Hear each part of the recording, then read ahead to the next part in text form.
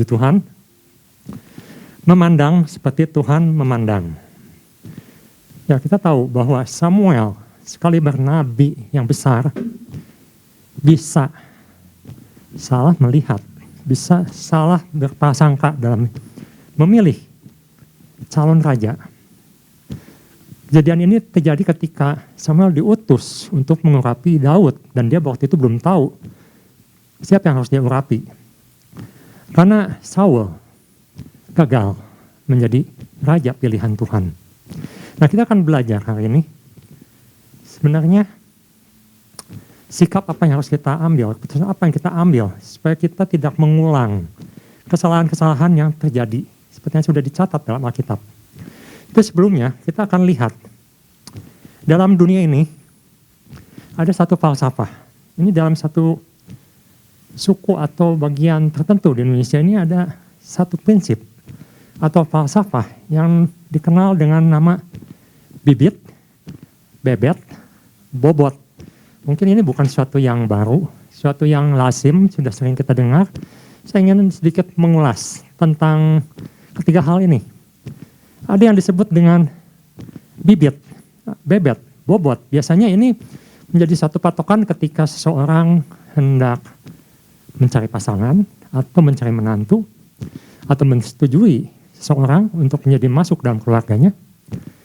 Nah, mereka biasanya pakai 3 kriteria ini dan mereka sebut bibit, bebet, dan bobot.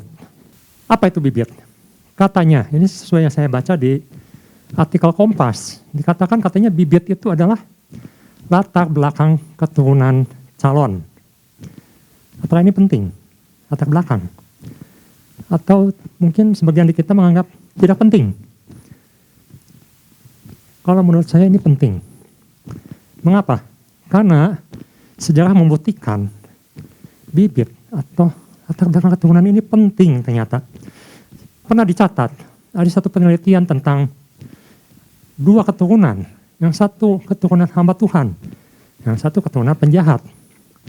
Yang satu hamba Tuhan ini namanya Jonathan Edward. Dan yang penjahat ini namanya Mac Jukes. Jonathan Edward dikenal sebagai seorang teolog. Keturunannya dicatat, seorang yang takut Tuhan. Ada yang menjadi pengacara, ada yang menjadi senator, ada yang menjadi dokter. Tapi Mac Jukes dicatat keturunannya. Di situ tidak dicatat ada keturunannya yang bertobat dan dosa terus berlanjut. Keturunan ketiga, keempat, seperti yang dicatat dalam Keluaran 34. Ada yang jadi pelacur, ada yang jadi penjahat. Jadi saya lihat keturunan penting nggak? Penting. Bibit itu penting. Bebet. Katanya ini menyangkut tingkat sosial, tingkat ekonomi. Bisa dilihat dari cara dia berpakaian, etiket dia, bagaimana dia berkata-kata. Apakah ini penting? Ada yang atau menganggap, oh itu nomor 2, tidak penting lah. Kalau menurut saya ini penting. Itu menunjukkan bagaimana dia bersosialisasi dalam satu masyarakat. Dan ada disebut dengan bobot. Bobot itu katanya menyangkut bagaimana pribadi seseorang itu dalam pekerjaannya, dalam cara dia melakukan pendidikannya atau menyelesaikan pendidikannya, kepribadiannya, apakah dia mau kerja keras, mau usaha, apakah ini penting? Kalau menurut saya ini penting. Jadi satu prinsip yang baik, bibit, bebet, bobot, sesuatu yang baik. Tapi ketika Tuhan menyampaikan pesan ini, memandang seperti Tuhan memandang, apakah ini sesuatu yang cukup untuk kehidupan seorang anak Tuhan? Ketika dia mengiringi Tuhan, cukup hanya melihat hal-hal yang jasmania. Ini saja sesuatu yang penting, karena nanti kita akan lihat, ternyata Saul banyak memenuhi kriteria kalau kita hanya melihat dari segi jasmani. Tapi ini tidak cukup buat Tuhan. Tuhan bukan hanya memandang jasmani. Sudah disampaikan oleh beberapa rekan, Tuhan memandang hati. Disampaikan oleh Bapak Gembala juga. Jadi kita ingin melihat dan belajar pagi hari ini. Ada sesuatu yang lebih dalam, lebih penting, di mana Tuhan mengutamakan hal itu. Yang pertama, Tuhan itu punya kriteria yang jauh melebihi hal-hal yang kita sudah sebutkan tadi. Bukan salah, itu sesuatu yang penting yang kita sudah dengar tadi. Tapi ada yang kurang.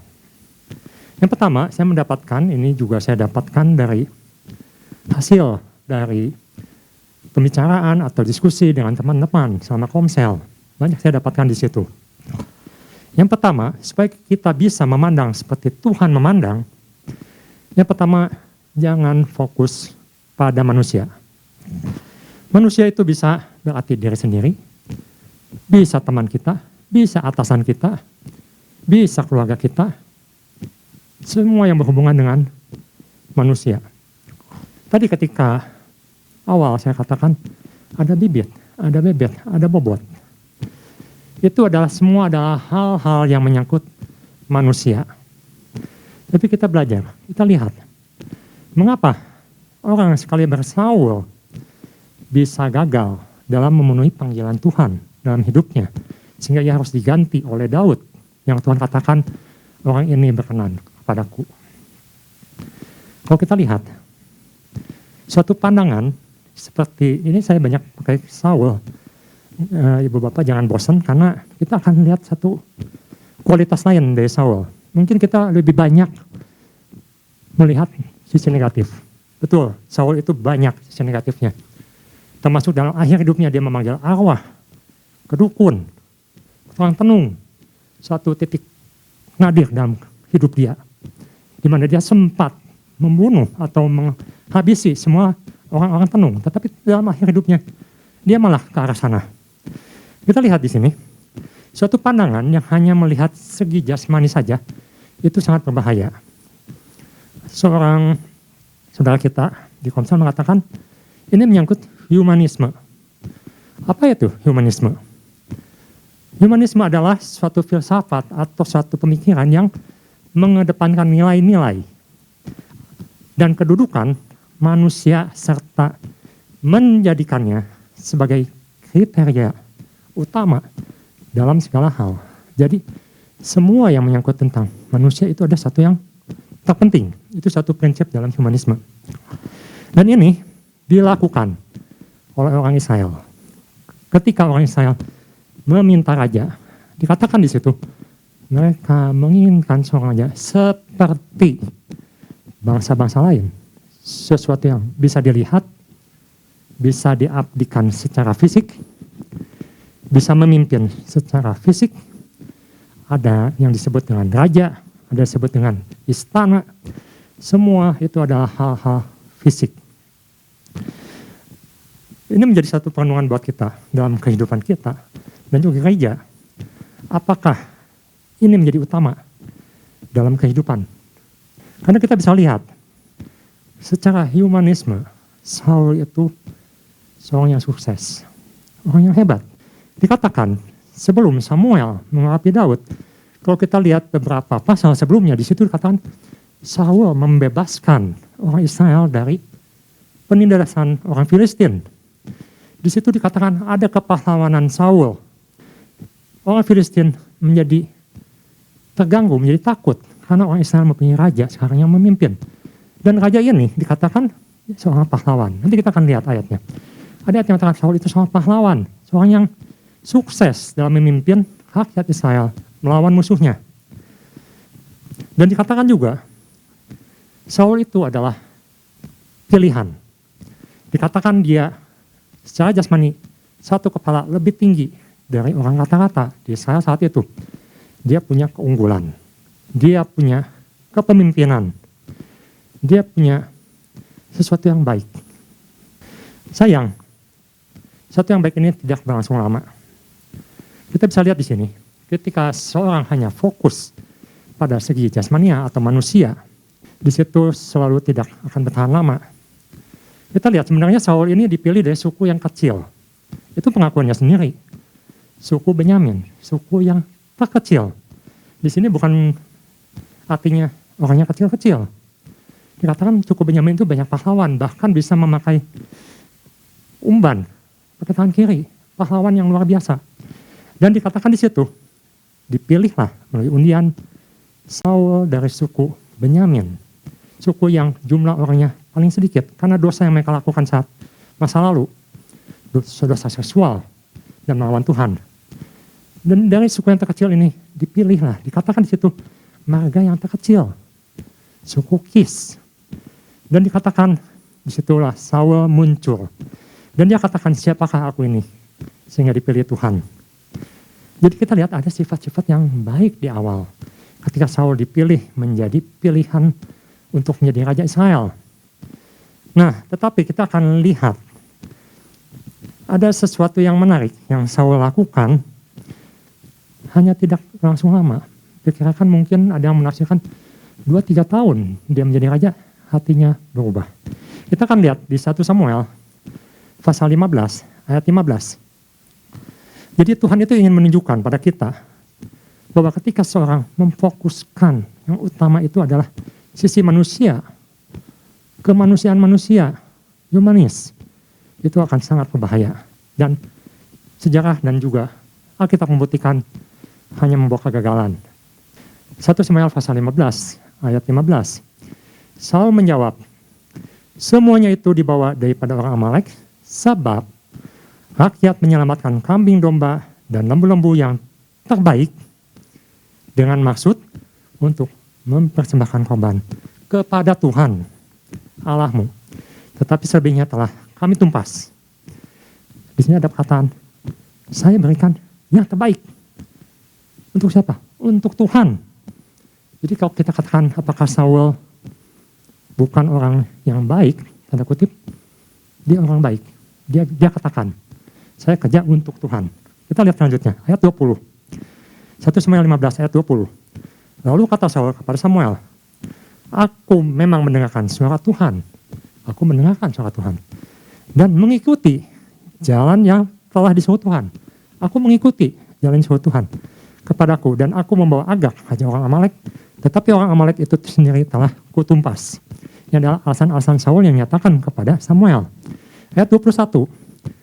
Tetapi rakyat mengambil dari jalan itu kambing domba dan lembu-lembu yang terbaik dari tangan yang dikhususkan untuk ditumpas itu, untuk mempersembahkan korban kepada Tuhan Allahmu di Gilgal.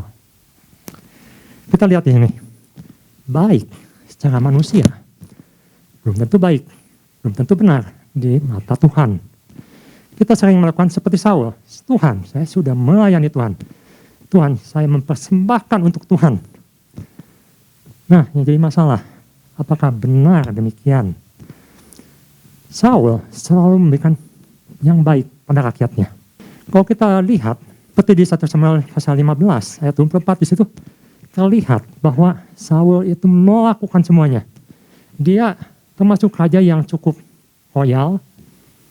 Dia mau bagikan yang baik untuk rakyat dia. Dia mau memberikan kedudukan untuk pahlawan-pahlawannya, upah yang baik untuk pahlawan-pahlawannya. Tetapi sebenarnya ini alasan yang terdalam yang dia lakukan. Kita kan lihat di pasal 15 ayat 24 dikatakan, berkatalah Saul pada Samuel, aku telah berdosa sebab telah kulangkahi titah Tuhan dan perkataanmu. Nah ini alasannya. Tetapi aku takut pada rakyat. Karena itu aku mengabulkan permintaan mereka. Dia lebih takut pada manusia dibandingkan takut pada Tuhan. Itu adalah suatu keputusan yang Saul ambil sampai akhir hayat dia. Kita lihat di sini. Pesan ini membawa kita untuk berhati-hati. Karena kita selalu diperhadapkan dengan keputusan-keputusan yang harus kita ambil. Apakah keputusan kita untuk menyenangkan manusia atau untuk menyenangkan Tuhan? Mungkin kita pikir, Tuhan, saya ini kan buat Tuhan, tapi dalam hati yang terdalam, karena saya ingin dilihat manusia. Ada seorang saudara di satu komsel, dia katakan sesuatu yang membuat saya berpikir, betul itu yang dia katakan. Dia katakan, ini pakai bahasa saya sendiri, kurang lebih seperti ini isinya. Dia katakan, saya takut katanya, jangan-jangan sewaktu saya melayani untuk dilihat gembala. Saya melayani untuk dilihat ketua. Saya melayani untuk dilihat jemaat. Suatu pengakuan yang jujur. Ketika fokus kita hanya untuk menyenangkan manusia, sehingga Tuhan katakan, bukan itu yang Tuhan cari. Saul seharusnya memusnahkan lembu yang baik itu, lembu yang banyak itu, dan membunuh semua orang Amalek, seperti yang Tuhan perintahkan. Tapi pertimbangan-pertimbangan manusia kadang-kadang berpikir sayang. Bukankah ini hal yang baik ini akan lebih indah kalau dipersembahkan untuk Tuhan? Apa ada yang salah dalam hal ini? Tapi Tuhan katakan, Tuhan lebih melihat ketaatan. Kita akan lihat di sini ya. Di pasal 1 Samuel 15 ayat 22. Disitu katakan, tetapi jawab Samuel, apakah Tuhan itu berkenan kepada korban bakaran dan korban sembelihan? Ya, Tuhan berkenan. Tapi sama seperti mendengarkan suara Tuhan, atau apakah itu sejajar, apakah itu sama kualitasnya dengan taat kepada Tuhan? Di sini pertanyakan, mana yang lebih penting? Memberikan untuk Tuhan atau taat pada Tuhan? Dan di situ katakan, sesungguhnya mendengarkan lebih baik daripada korban sembelihan, memperhatikan lebih baik daripada lemak domba-domba jantan. Dengan kata lain, terjemahannya katakan taat itu lebih baik di mata Tuhan. Ini adalah kesalahan Saul yang bisa kita pelajari dan menjadi sesuatu yang penting dalam kehidupan kita ketika kita hendak memutuskan sesuatu. Apakah kita berjalan dengan apa yang kita anggap baik, tetapi Tuhan anggap itu salah, anggap Tuhan itu tidak setia, Tuhan anggap itu tidak taat, atau kita mau taat pada Tuhan, melakukan apa yang firman sudah tuliskan, yang sudah disampaikan oleh Tuhan sebagai penuntun dalam hidup kita, walaupun sepertinya itu tidak baik di mata kita. Tapi saya percaya Tuhan lakukan semuanya adalah yang terbaik untuk kita, walaupun mungkin menurut kita Tuhan sepertinya dia tidak baik. Tuhan tahu yang terbaik. Jadi ini fokus itu sangat penting. Fokus pada siapa kita tujukan. Ketika kita fokus pada manusia, orang akan mengatakan berbuatlah baik. Saudara kita kepercayaannya mengatakan berbuatlah baik, maka engkau mendapatkan amal, mendapatkan balasan. Apa itu satu salah? Tidak salah. Tapi apakah itu yang utama? Itu yang perlu kita pertanyakan. Apakah itu yang utama? Karena ketika saya kuliah, seorang hamba Tuhan mengajarkan tentang gereja, dan dia katakan, gereja harus bercermin sekarang. Apakah itu yang utama? Kebaikan. Apakah itu yang jadi utama yang Tuhan perintahkan? Atau Tuhan katakan taat, patuh pada firman Tuhan, itu yang utama. Kebaikan tidak salah, tapi mana yang utama? Yang harus kita lakukan terlebih dahulu. Itu menjadi satu fokus yang harus kita lakukan dalam hidup kita. Memilih untuk taat dahulu. Jadi kita yang pertama ini, kita harus sangat berhati-hati karena dunia sekarang ini mengajarkan sesuatu yang kelihatannya baik secara manusia. Tidak salah, tapi bukan yang utama. Yang kedua, saya dapatkan bahwa ini juga sama kita dapatkan, atau saya dapatkan dari rekan-rekan sama Komsel yang banyak memberikan input waktu kita berdiskusi. Saya berjudul, jangan alihkan fokus. Jangan alihkan fokus. Kita lihat pertama, masa-masa awal Saul, dia begitu berprestasi, tidak ada masalah. Tetapi dengan berjalannya waktu, mulai terlihat fokusnya beralih. Saul, ketika dia menjalani perannya sebagai raja, fokusnya mulai beralih kepada saya. Kita bisa lihat sepanjang catatan di 1 Samuel, apa yang dilakukan Saul itu adalah untuk ketenaran saya, untuk kemenangan saya, untuk kerajaan saya. Sehingga dia ketika melihat Daud, dia katakan, orang ini akan merebut kerajaan dari tanganku. Ya harusnya Yonatan menjadi raja, dia katakan, bodoh Yonatan. Kamu itu harusnya jadi raja, bukan Daud. Jadi dia hanya melihat kepentingan pribadi, kepentingan kelompok. Walaupun dia banyak memberikan upah kepada penolong-penolongnya, pada yang mendukung dia. Tapi semua untuk dirinya, kepentingan dirinya. Tidak dikatakan Saul melakukannya untuk kepentingan Tuhan. Itu yang membuat dia berbeda dengan Daud. Ada juga yang saya melihat di Alkitab, contoh lain seperti Esther. Esther ini adalah seorang yang kita tidak perlu baca ayatnya, sudah sangat terkenal. Kita sudah sangat sering baca. Esther ini dipilih atas anugerah Tuhan dari kaum awam, rakyat yang menjadi budak. Orang Israel, orang Yahudi saat itu menjadi budak. Diangkat menjadi ratu. Seorang yang dari bawah, yang tidak diperhitungkan. Sama seperti Saul, diangkat Tuhan tinggi. Yang satu menjadi raja, yang satu menjadi ratu. Sama-sama baik di awal. Tidak ada masalah. Sampai ujian itu datang. Dan ujian itu mengharuskan Saul, Esther, mengambil keputusan. Saya akan fokus pada Esther. Kita ketahui ketika Haman hendak menghabisi orang Yahudi, di situ Esther harus mengambil sikap. Dia adalah orang Yahudi. Dan dikatakan di situ Mordekai mengingatkan Esther, kamu harus bertindak. Mengapa? Karena kamu orang Yahudi, kamu pun akan sama mengalami hal yang buruk jika engkau diam saja. Mordekai katakan, siapa tahu melalui kejadian ini engkau mendapat perkenanan Tuhan. Jadi kita lihat di sini, Daud, Esther mencari perkenanan Tuhan. Saul tidak mencari perkenanan Tuhan. Esther ketika dia tahu ada satu masa-masa sulit bagi dirinya, bagi bangsanya, dia harus ambil satu keputusan. Apa yang dia lakukan? Dia ajak semua berpuasa, merendahkan diri, mencari perkenanan Tuhan. Kalau saya renungkan ya, sebenarnya Esther ini kedudukannya sudah enak, dia sudah aman, minimal dia istri raja mungkin dia dapat sesuatu yang lebih khusus, atau banyak orang yang melakukan dengan kata lain pindah keyakinan. Kita kan lihat di dunia ini banyak orang yang pindah keyakinan untuk mendapatkan keamanan, kenyamanan dalam hidupnya. Esther bisa melakukannya. Dia bisa merubah sukunya. Dia bisa merubah kebangsaannya.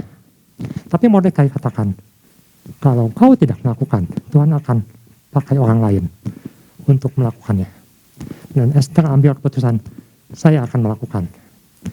Dia cari perkenanan Tuhan. Mencari perkenanan Tuhan, mencari apa yang Tuhan inginkan.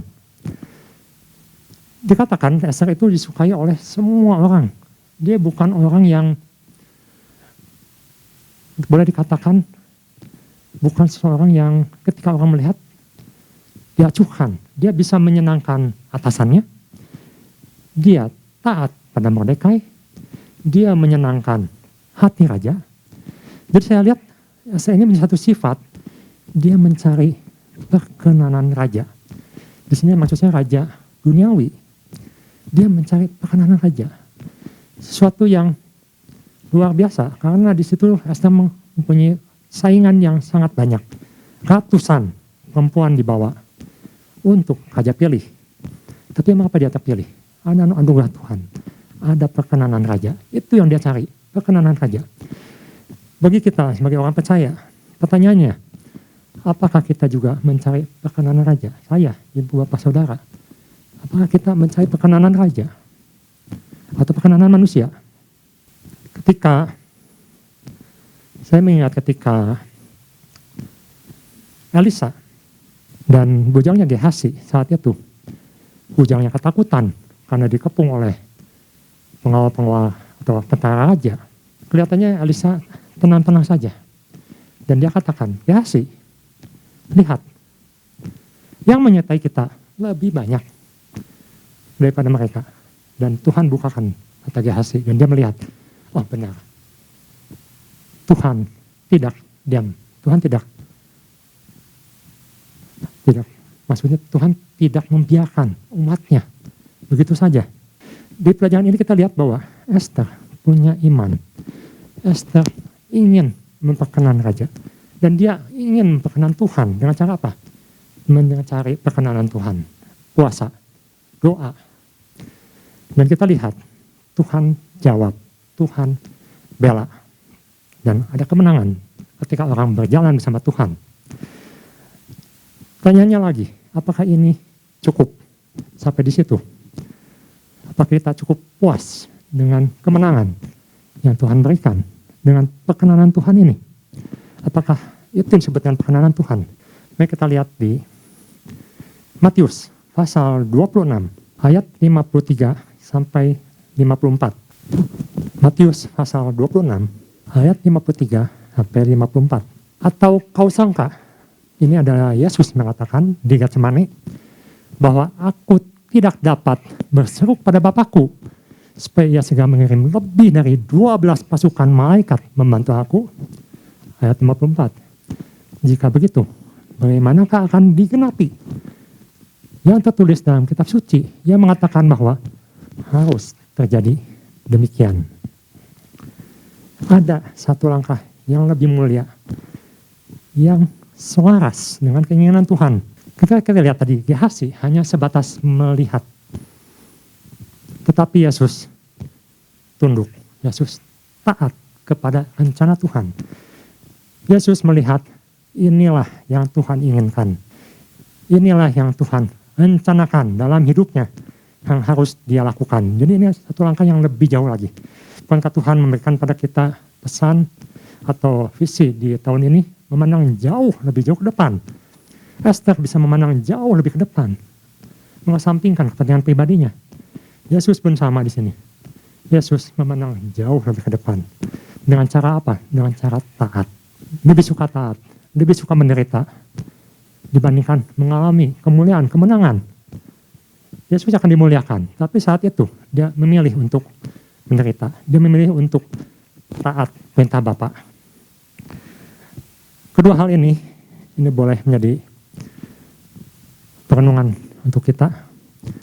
Apakah kita mau memandang seperti Tuhan memandang? Apakah kita mau melakukan seperti apa yang Tuhan inginkan?